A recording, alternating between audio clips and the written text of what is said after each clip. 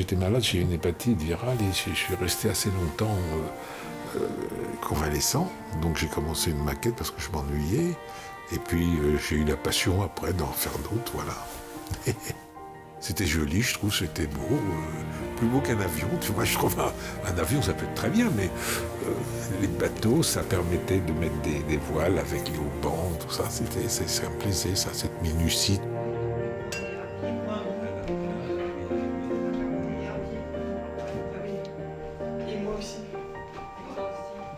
Parce qu'ils fonctionnent tous, hein. Tous les bateaux que j'ai faits, on peut faire monter, descendre les voiles comme on veut. Hein. Il y a des bois, tout ça, mais il y a du teck, il y a des beaux bois. Quelquefois, il y a des acajou, il y a des choses magnifiques comme bois.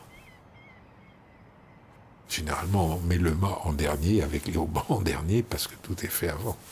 À partir du moment où on est minutieux et on assemble bien le bois, moi j'adore travailler le bois, hein, aussi bien la bibliothèque que le bateau, que des choses comme ça. Je trouve ça relativement facile, que ça soit en miniature ou que ça soit un vrai.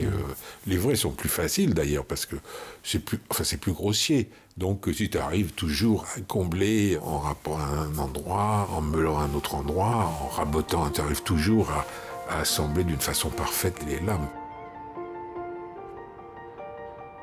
Il faut vraiment avoir la facilité un petit peu un don d'habileté quand même.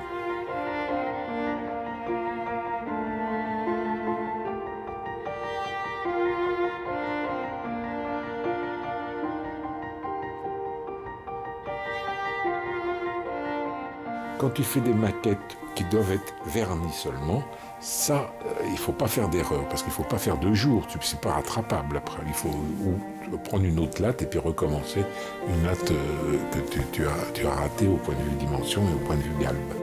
C'est pour ça que les bateaux qui sont vernis comme la baleinière, là, c'est un bateau difficile à faire. Enfin difficile. Je l'ai fait en dernier, la baleinière d'ailleurs, parce que ça, plus les lattes sont fines à monter, plus c'est difficile, mais plus le galbe est parfait.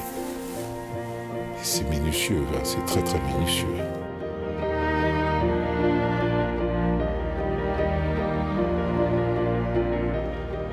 On y va.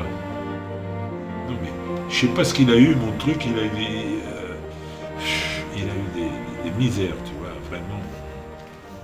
De tous les côtés. Là, il faut faire des piqûres et des surpiqûres sur les voiles pour que ça soit joli.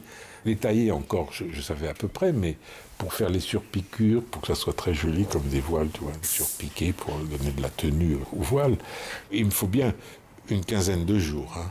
Une quinzaine de jours en s'y mettant une matinée, par exemple. Tu fais pas ça toute la journée parce que c'est fastidieux.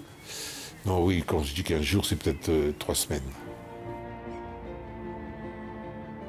Le bon Dieu m'a donné le don de mes doigts, de l'habileté. C'est de la chance, ça, c'est un don, c'est de la chance.